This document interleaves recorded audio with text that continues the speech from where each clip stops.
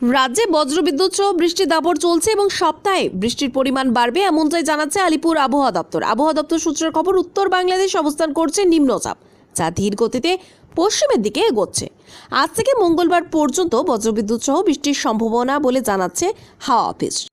একটানা বৃষ্টির জেরে অসুবিধার সম্মুখীন হয়েছে আমতার মৃৎশিল্পীরা। আর কিছুদিন পরেই বাঙালির সবচেয়ে বড় উৎসব দুর্গা উৎসব, আর এখন চূড়ান্ত ব্যস্ত মৃৎশিল্পীরা। তেমনই ছবি ধরা পড়ল গ্রামীণ হাওড়ার আমতার বিভিন্ন এলাকার।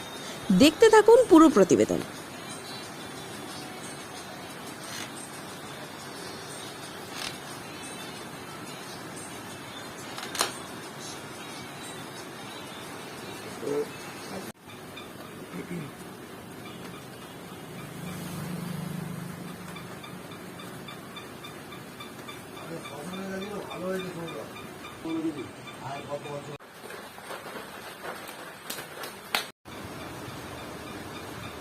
এবছর ঠাকুরের কতগুলো অর্ডার আছে? আমার 21টা অর্ডার নেওয়া হয়েছে।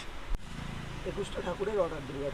ধরুন আমাদের এলাকার কিছু ঠাকুর আছে, আবার বাইরেকারও কিছু আছে, হাওড়া, বাগনান, দেউলটি, মানে জেলার বিভিন্ন প্রান্তে। হ্যাঁ বিভিন্ন জায়গারই যায়। এই যে এবছর বলা চলে শিল্পীদের কাজের তেমন মানে দেখছেন না, কাজ ভালো আছে, কাজ অনেক, কাজের চাপ আছে ভালো। থিমের ঠাকুর কতগুলো আছে? হ্যাঁ, থিমের ঠাকুর দুটো থিমের ঠাকুর আছে। যারা আপনার কাছে আসতে চায় কিভাবে আসবে কি বলেন? আমার কাছে আসবে বলতে আপনার বেতাই অটো স্ট্যান্ডে আসবে, ওখান থেকে নপাড়া ঠাকুর তৈরি হয় বললে বা গোপাল শিল্পালয় কারখানা বললে যে কেউ বলে দিতে পারবে। আপনার নাম? আমার নাম বিশ্বজিৎ রিত। আচ্ছা, পুজো ধরো 46 দিন বাকি, এই যে এক নাগারে বৃষ্টি, কতটা অসুবিধার সম্মুখীন হচ্ছেন আপনারা?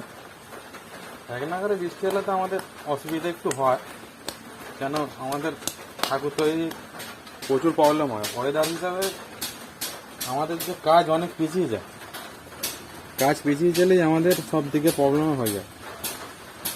বৃষ্টি টানা অনবরত হয়ে যাওয়ার কারণে না ঠাকুর শুকনো হতে বা